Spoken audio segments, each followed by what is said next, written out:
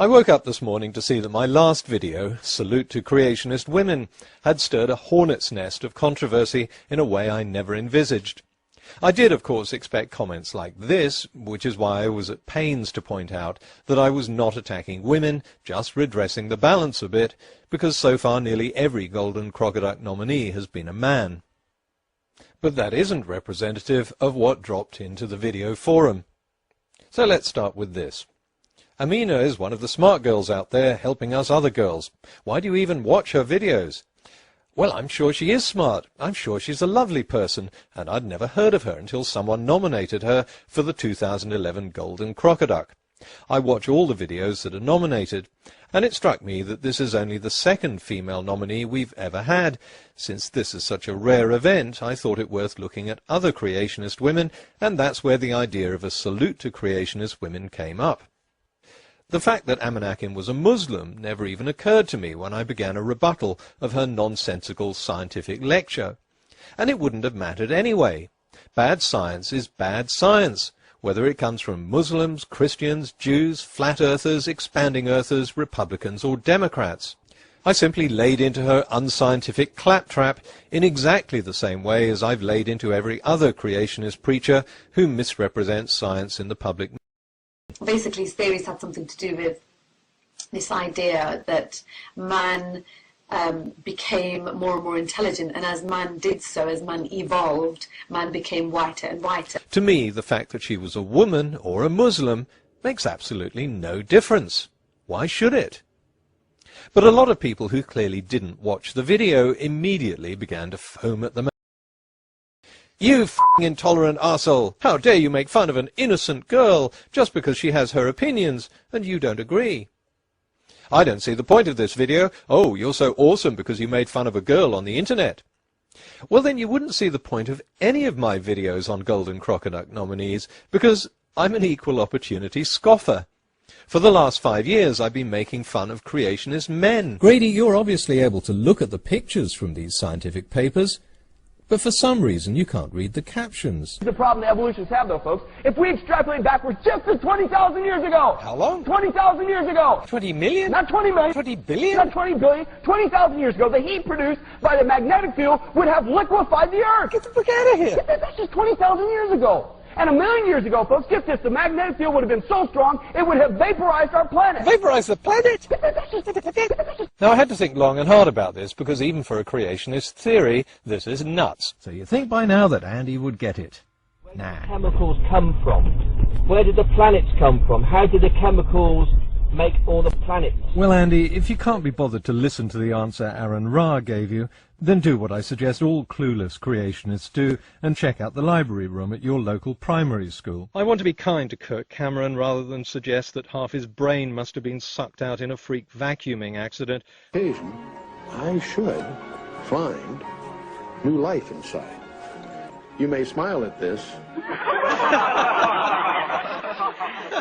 But as soon as a woman is the target, she's an innocent girl, and her scientific baloney apparently shouldn't be criticized. I don't hold back because of someone's gender or religion, and I don't see why she's any more innocent than Ken Ham, Peanut Butter Man, or Crocoduck Boy, who, like Amenakin, choose to preach science on the internet.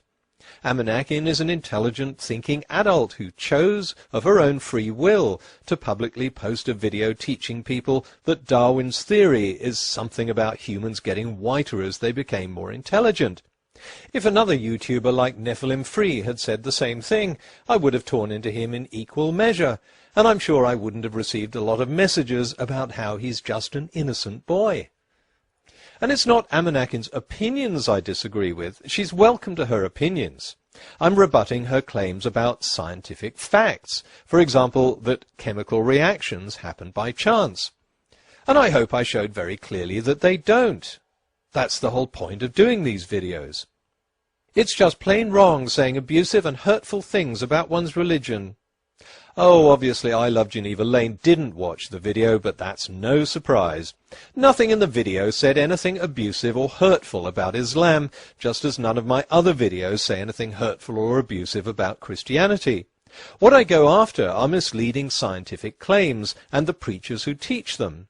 The only time I mentioned Islam in the video was to make the point that if I wanted to learn about the history of Islam, I wouldn't reference just one book that set out to show that the religion was nonsense, and I'm sure Muslims would agree. We're allowed to believe whatever we want.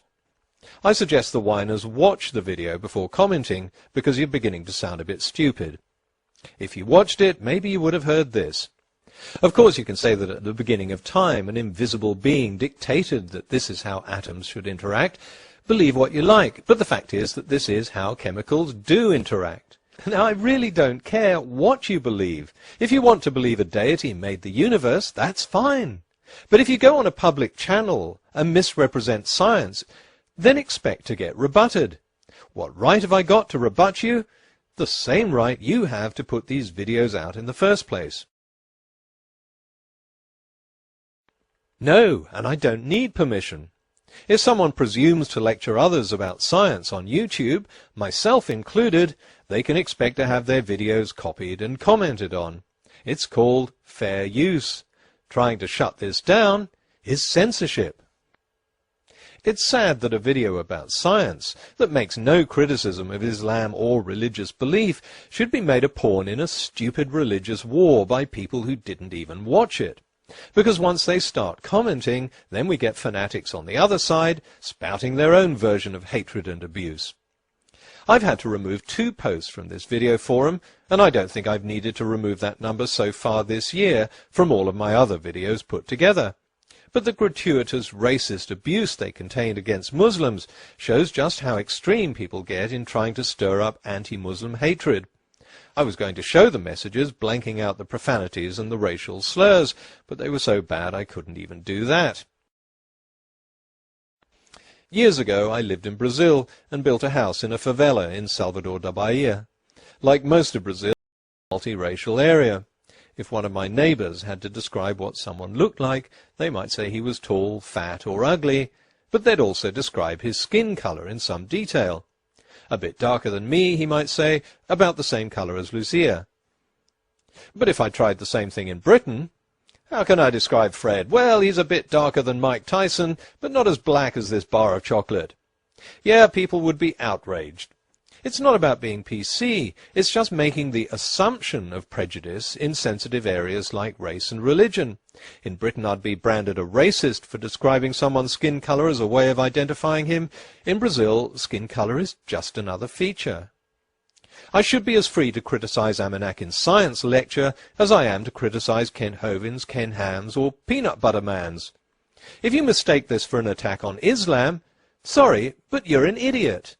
And if you complain about it on the forum, which you have every right to do, you become a whiny idiot. Oh dear, you're going to misunderstand that, aren't you? I'll get comments like, "You're calling Muslims idiots." No, again, I'm not talking about religion. I'm talking about those who comment without watching the video, without taking in or trying to understand what's being said. It's about those who foam at the mouth over an imaginary slight.